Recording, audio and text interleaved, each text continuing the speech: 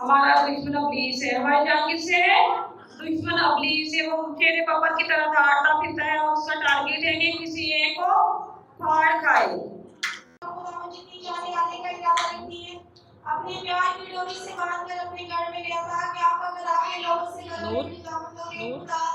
प्यार से करने वाली बहन को छूना खुदा के खुदा नफ्सों की ठंडी बता करना खुदा के खुदा जब तक वो बोले आपकी मर्जी के मुताबिक वो प्यार से करे खुदावंद, क्योंकि आसमान से पहले जमीन के ऊपर बख्शा नहीं किसी और का यीशु जैसा नाम आपका नाम सब नामों से आला अफजल प्यार से करे खुदावंद। तेरी बेटी को हम तेरे पाक रूह में छुपा दे जो हमसे हम कलाम होने के खुदा नबी से तैयार करना खुदावंद के खुदा जिंदा कलाम के मुताबिक चलने का फजल अता कीजिए खुदावंद के खुदा। अपनी मसीह के साथ होना बड़ी बात निगरानी करना खुदा। देखो जोर हमारा है किसका बबल? यहूदा का शेर बबल। सबको आता सब मिलकर गाइएगा। शुरू करो पहला। देखो जोर हमारा है यहूदा का शेर बबल।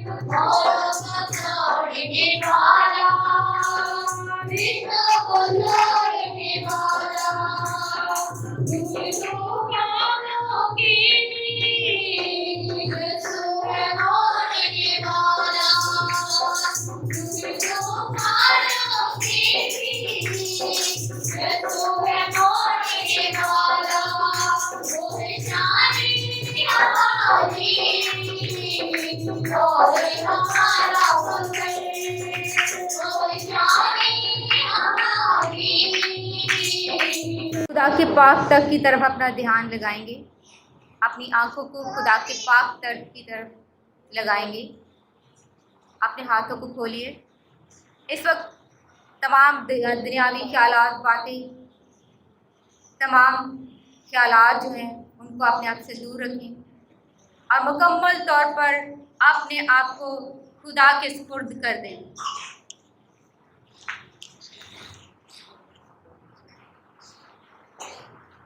मुकम्मल तौर पर अपने आप को खुदा के लिए सुपुर्द कर दें।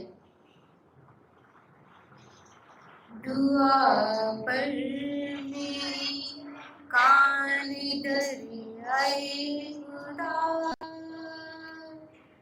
दुआ पर मेरी कान दरियाए शुमार, तेरे नाम की करते हैं जो पुकार, तेरे नाम की करते हैं जो पुकार। सब मिलकर गाएंगे। दुआ पर मेरी कान दरियाए खुदा, दुआ पर मेरी कान दरियाए खुदा, दुआ पर मेरी कान दरियाए खुदा। परेशान आजिज़ बंदा तेरा, परेशान आजिज़ बंदा तेरा, दुआ पर मेरी कान दरियाए खुदा। तेरा रहम ऐसों पे है बेशुमार, तेरा रहम ऐसों पे है बेशुमार, तेरे नाम की करते हैं जो पुकार, तेरे नाम की करते हैं जो पुकार। दुआ पर मेरी कान दरियाए खुदा।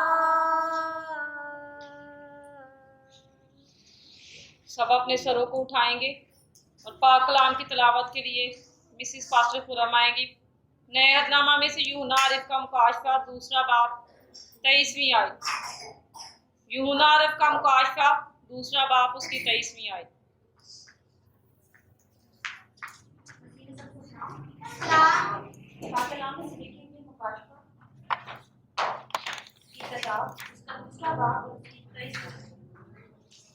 सफा नंबर 619 पे पढ़ी।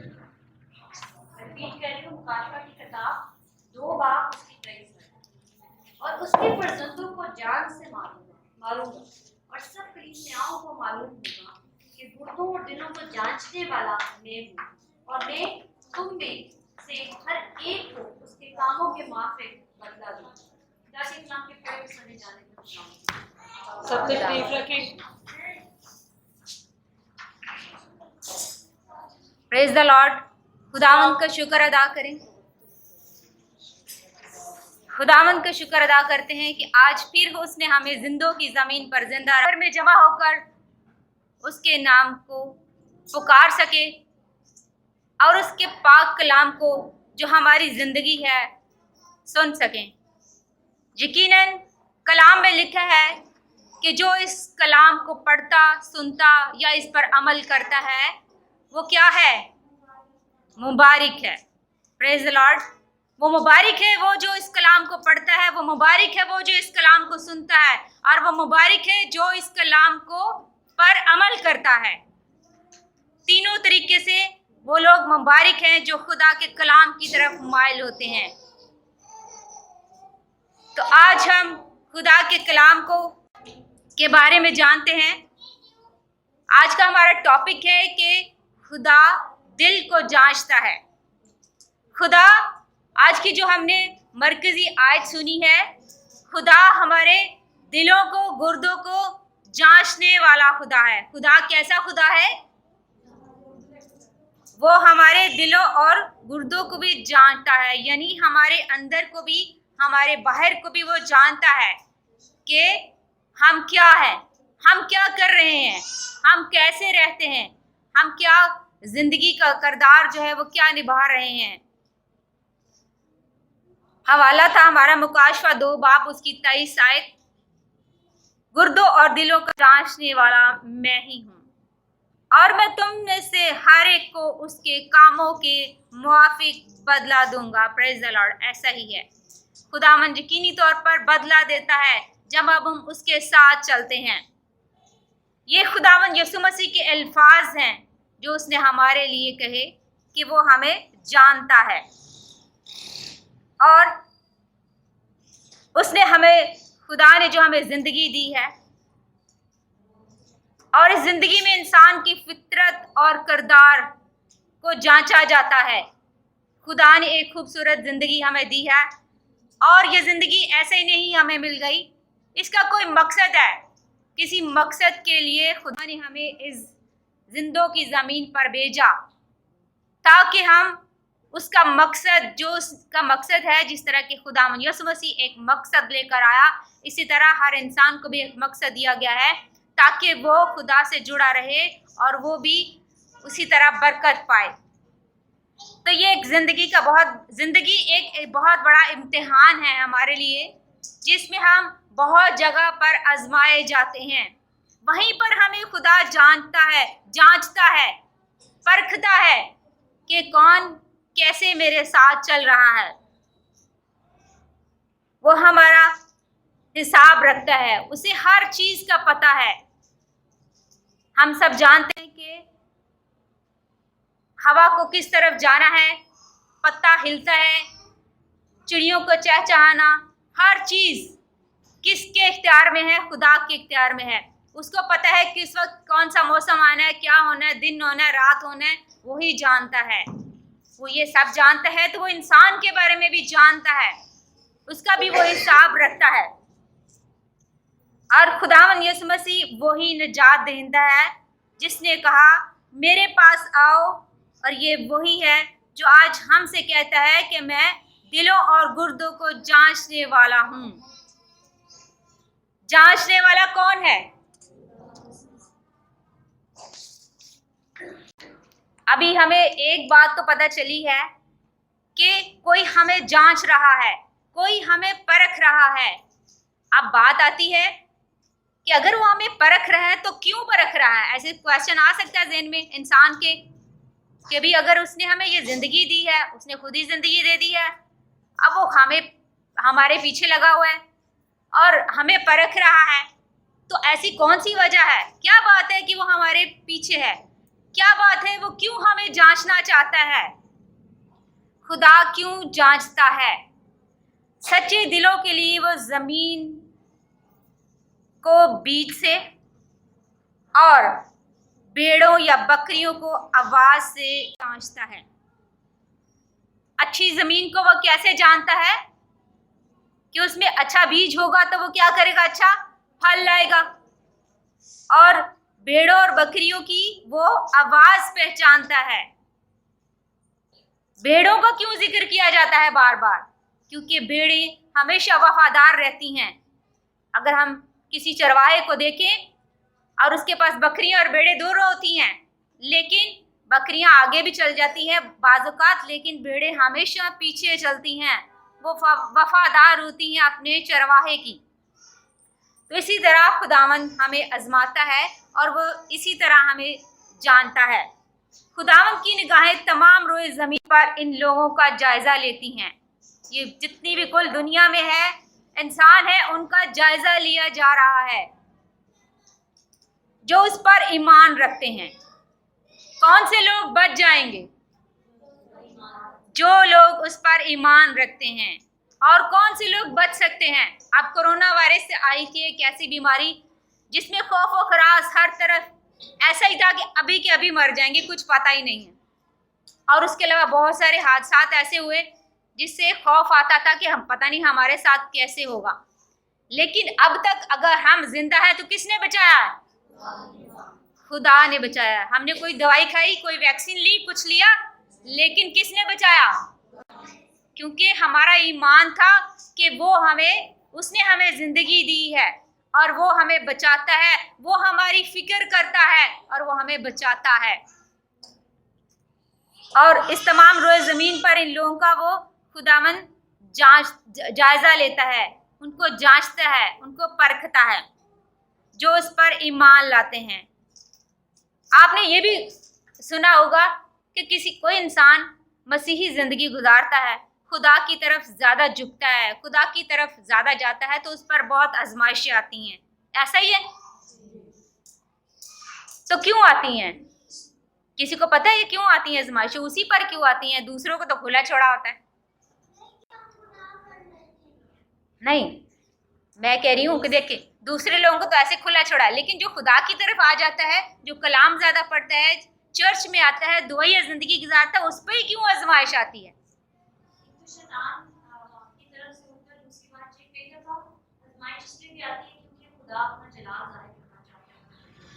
जी, बहुत अच्छी बात। 2 बातें हमें मिली हैं। कोई और बात? और क्या हो सकता है?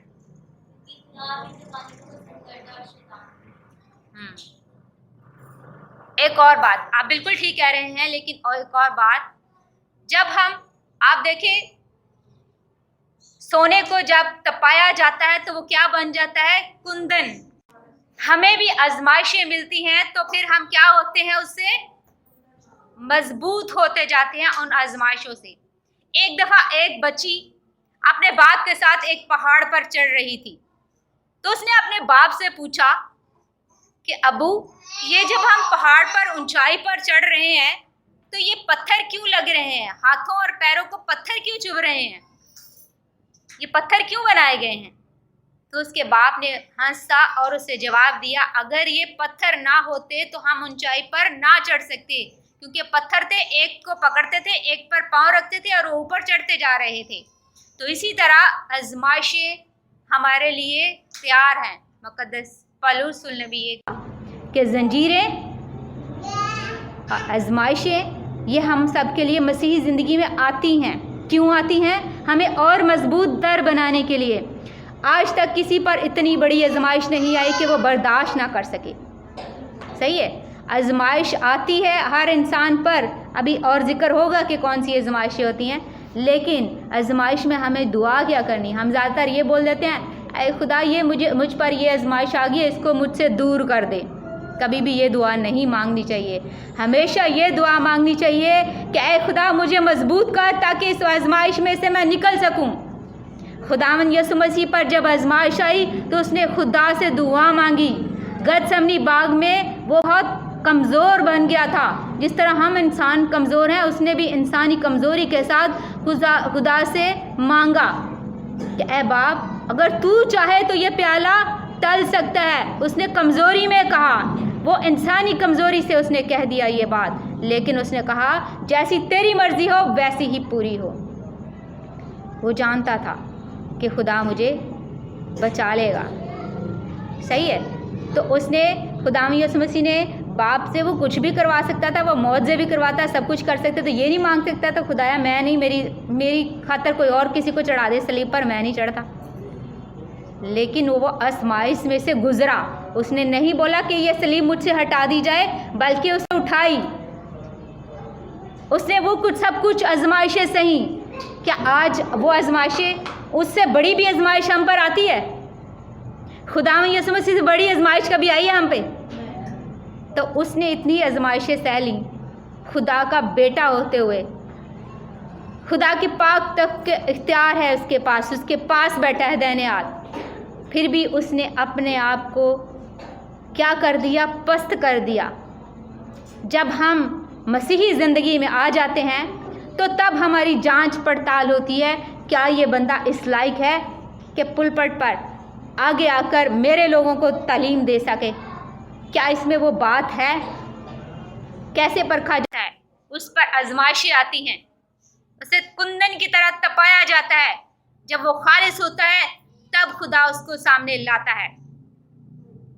एक दफ़ा एक मरासी था, उसके पास बहुत सारे लोग कलाम सुनने आ रहे थे और एक पास्टर कह ले, पादरी कह ले, या चर्च का कोई फादर कह ले, कोई भी इंसान कह ले जो बहुत बड़ा इंसान था, उसने कहा मैं हर रोज़ चर्च में कलाम देता हूँ, मेरे पास इतनी आवाम जमा नहीं होती, इस मरासी के पास इतने सारे लोग आ जाते हैं और उससे कलाम सुनते हैं, घंटों बैठे रहते हैं, ऐसी क्या बात है इसमें? तो एक दिन जब उस लोग वहाँ से गए तो उसने जाकर उससे पूछा, उस मरासी से, कैसी क्या बात तुम में है? मैंने तो इतनी तालीम पाई है और फिर जाके मुझे वो कलाम मिला और फिर भी लोग मेरी नहीं सुन रहे, लेकिन तूने कहाँ से तालीम पाई है? और फिर तुम्हारे पास क्यों आते हैं लोग, तुम्हारी क्यों सुनते हैं? तो उसने यही जवाब दिया,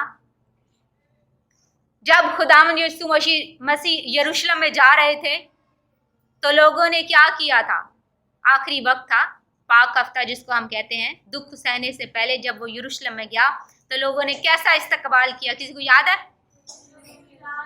वेरी गुड। खजूरों की डालियां बिछाई गई। कहाँ बिछाई गई खजूरों की डालियां?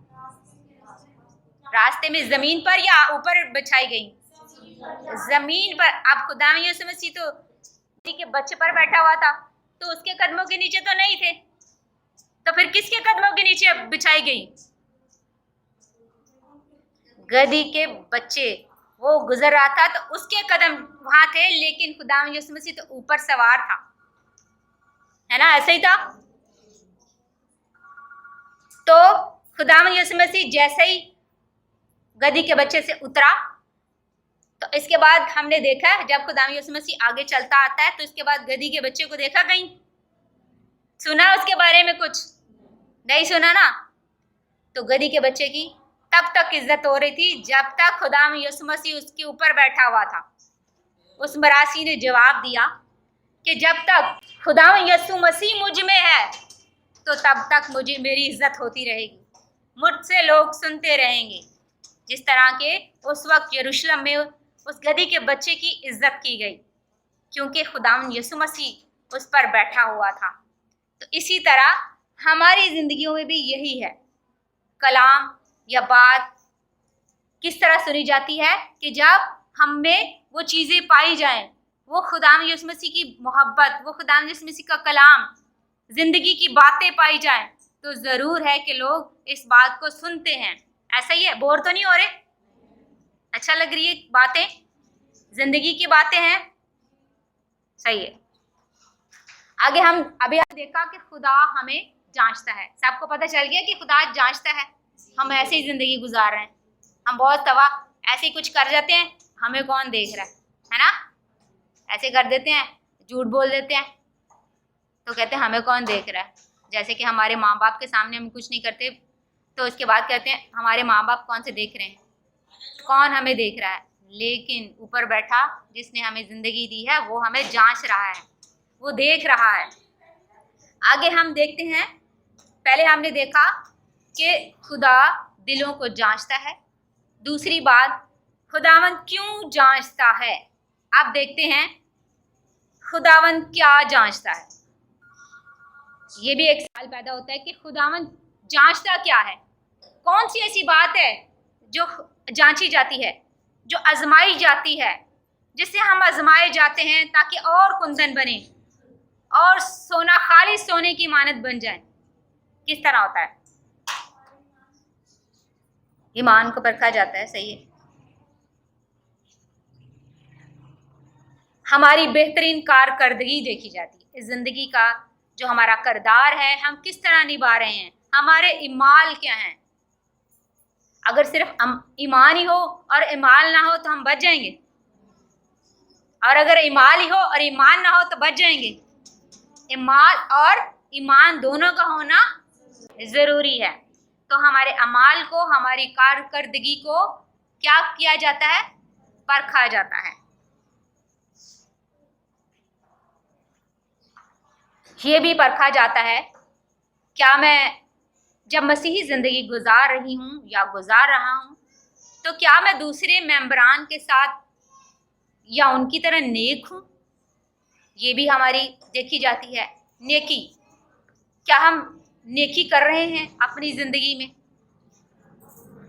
छोटी छोटी नेकियां होती हैं ना, बच्चे छोटी छोटी नेकियां करते हुए बड़े होते हैं और हम नेक ज़िंदगी गुजारते हैं। तो वो कौन सी नेकियां होती हैं? जैसे कि कोई बीमार है तो हम क्या उसकी इयादत के लिए जाते हैं? कोई हॉस्पिटल में बीमार है या फिर कोई घर में बीमार है तो हम जाते हैं? मुश्किल है, हम सिर्फ अपने रिश्तेदारों या अजीज़ कारब कोई हो तो उन्हीं के पास जाते हैं। ऐसा ही है, दूसरों के पास तो नहीं जाते ना। कभी गए हम, कभी कैदियों में जेलों में गए हम, खुशखबरी देने गए हैं? तो खुदा यीशु मसीह ने तो कहा कैदियों को भी खुशखबरी सुनाओ, हर एक को खुशखबरी सुनाओ, है ना। और ये भी एक नेकी है, जब हम किसी बीमार की, चाहे वो बूढ़ा है कोई है, तो हम उसकी इयादत के लिए जाएं, हम उसका हाल पूछने जाएं, तो ये क्या है? एक नेकी है।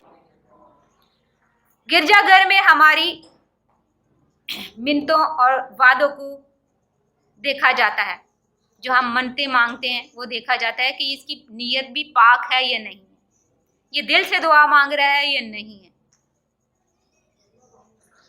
ये भी बात आती है, तुम होंठों से तो मेरी तारीफ करते हो लेकिन तुम्हारे दिल मुझसे दूर है। तो ये चीज़ें देखी जाती हैं, परखी जाती हैं।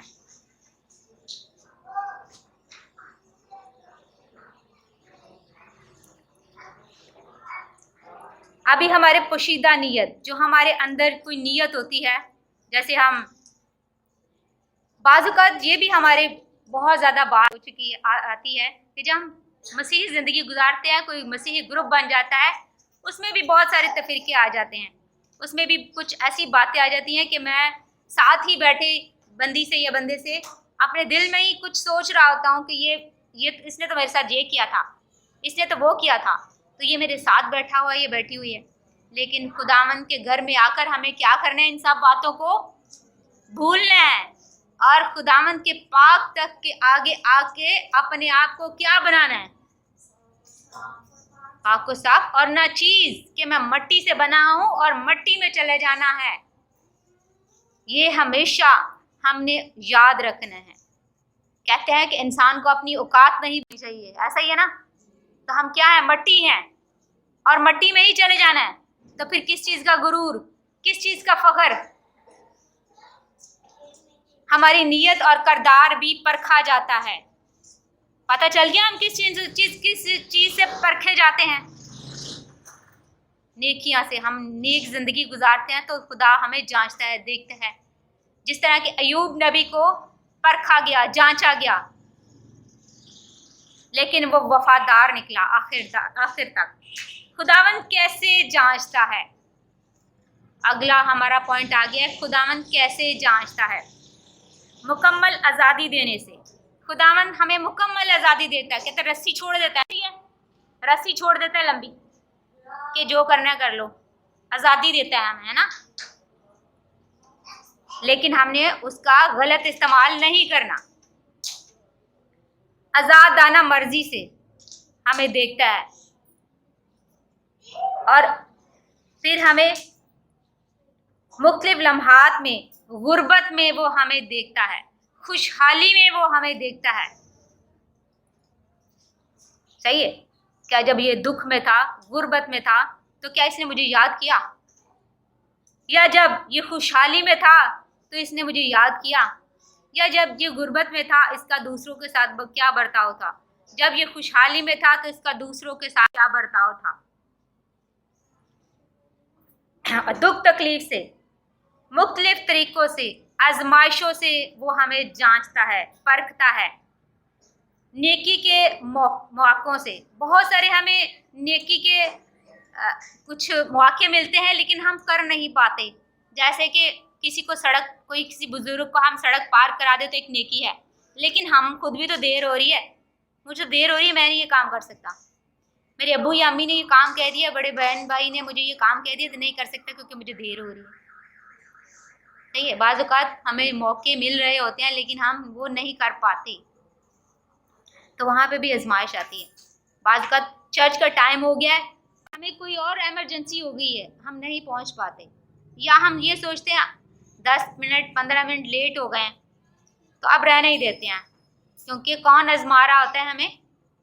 शैतान। तो हम उसकी बात मान रहे होते हैं अगर हम नहीं आते। अगर 10 मिनट 15 मिनट भी लेट हो जाते हैं तो हमें क्या करना चाहिए? चर्च में आना चाहिए।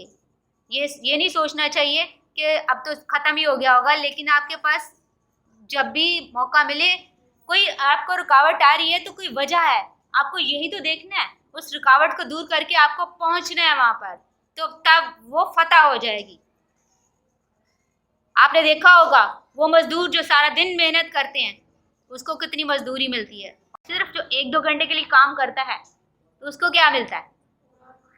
तो फिर जब हम खुदा के पाक घर में आ जाते हैं तो ये क्यों सोचते हैं कि अब तो चर्च ख़त्म हो गया होगा? कोई बात नहीं, आप एंड में भी आ गए हैं, कोई बात नहीं, लेकिन आए तो हैं ना। सही है, खुदा के हजूर आए तो हैं। ये सारी बातें हैं ज़िंदगी की जो हमें परखी जाती हैं, जो जांची जाती हैं, और फिर वो कहता है कि मैं वही हूँ जो तुम्हारे दिलों और गुर्दों को जांचने वाला हूँ।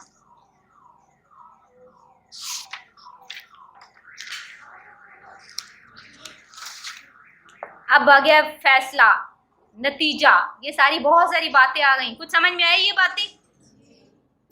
इतना कुछ हमने सुना है, खुदा ने हमें परखा, हमें जांचा, हमें देखा, सब कुछ हो गया।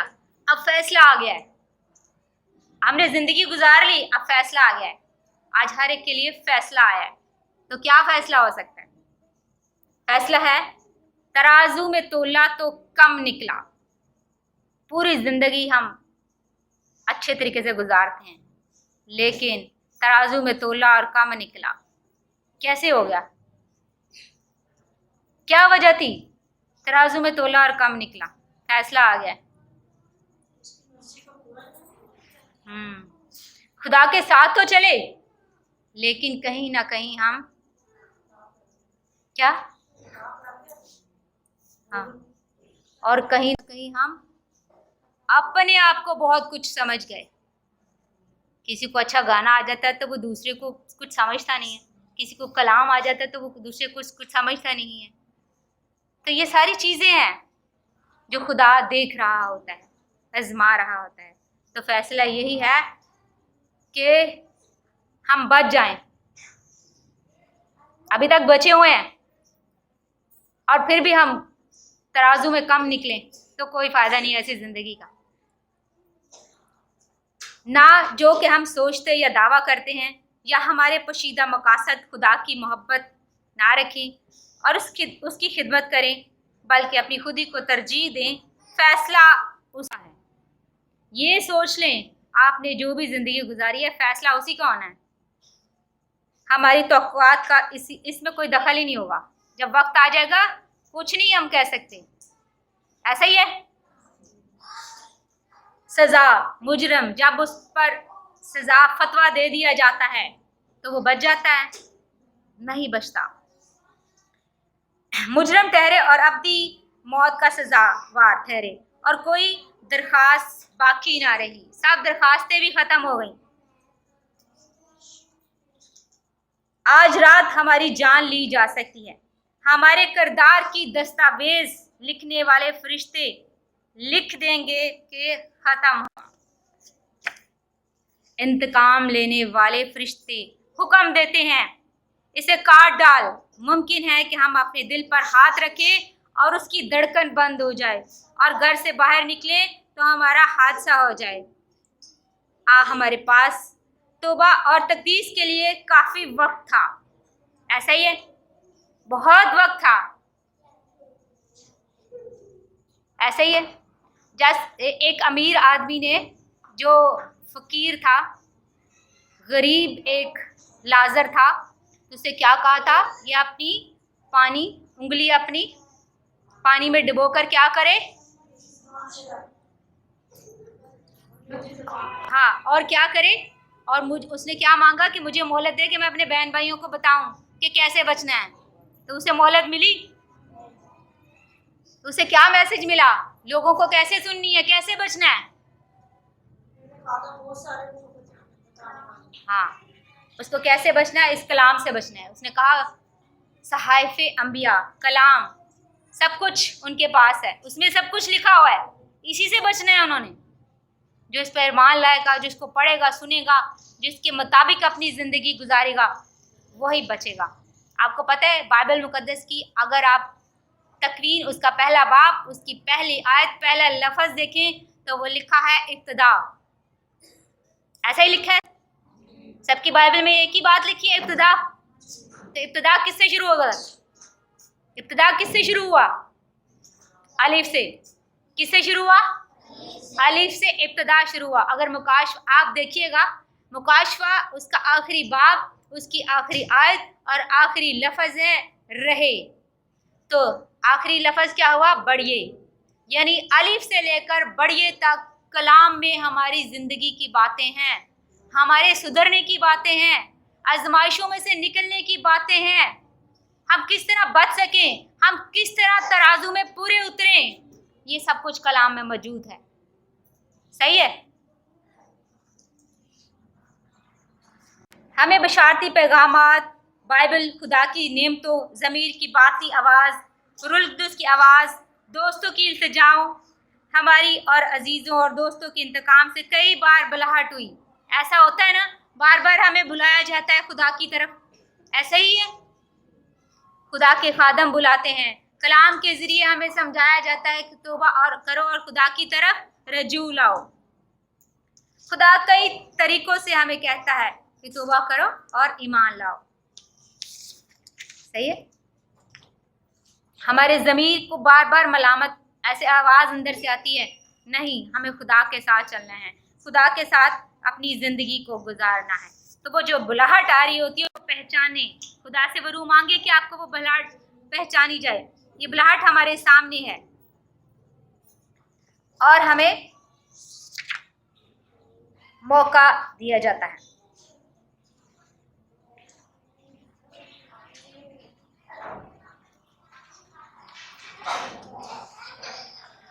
इंसाफ क्या कहता है कि इसका ये तराजू में कम निकला है तो बस ख़त्म हो गया, इतनी मोहलत काफ़ी है, बस काफ़ी है, जितनी इसको ज़िंदगी दी गई थी काफ़ी है।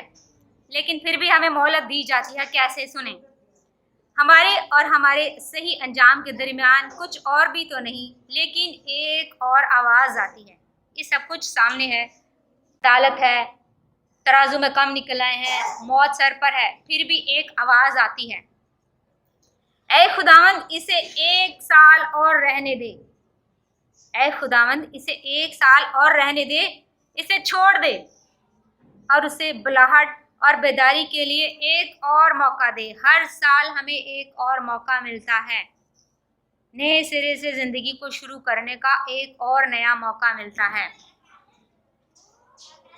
ऐसा ही है, हम उसे कबूल करके अपनी ज़िंदगी खुदावंद को दे सकते हैं। हम खुदावंद यीशु मसीह को कबूल करके, उसके कलाम को कबूल करके अपनी ज़िंदगी उसको दे सकते हैं। आए कुछ देर की खामोशी में देखें कि हमारा इंतखाब क्या है। आज के कलाम पर गौर करेंगे, आंखों को बंद कीजिए और आज का जो कलाम सुने उसमें देखिए कि आपके लिए क्या बात थी, क्योंकि कलाम हमेशा हमारे पास जो कमी होती है वो कलाम के ज़रिए हमें पूरी की जाती है।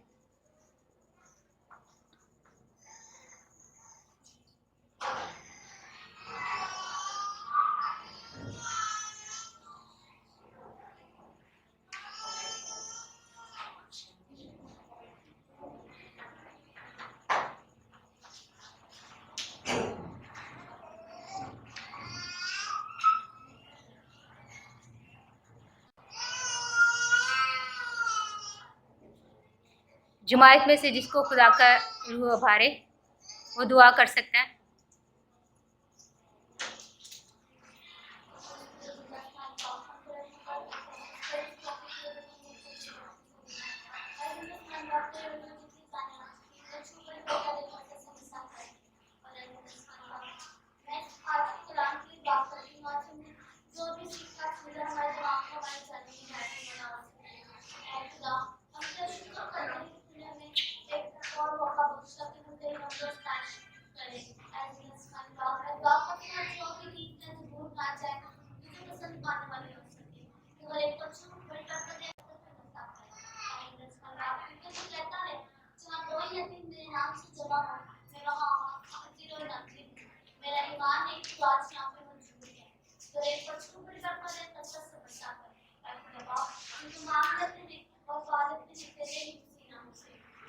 आमीन।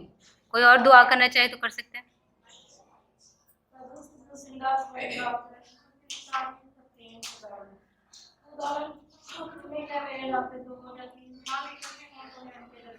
Praise the Lord, hallelujah. ऐसे ही है खुदा, तेरा शुक्र हो। ऐसे ही हो खुदा। अमल करने वाले ये ना हो इस काम सुने, इस काम से निकाले, ताकि अमल करने वाले हो, तेरे नाम को सुधार देने वाले। ऐसे ही हो खुदा। खुदा जितने लोग यहाँ पे सिर्फ नगोर है खुदावन, तू एक को मसा कर अपने प्रेज द लॉर्ड, हालेलुया। कलाम के लिए प्यार करो खुदावन, तेरा शुक्र, तेरी तारीफ करने वाले, तेरे नाम को छुड़ाओ दे।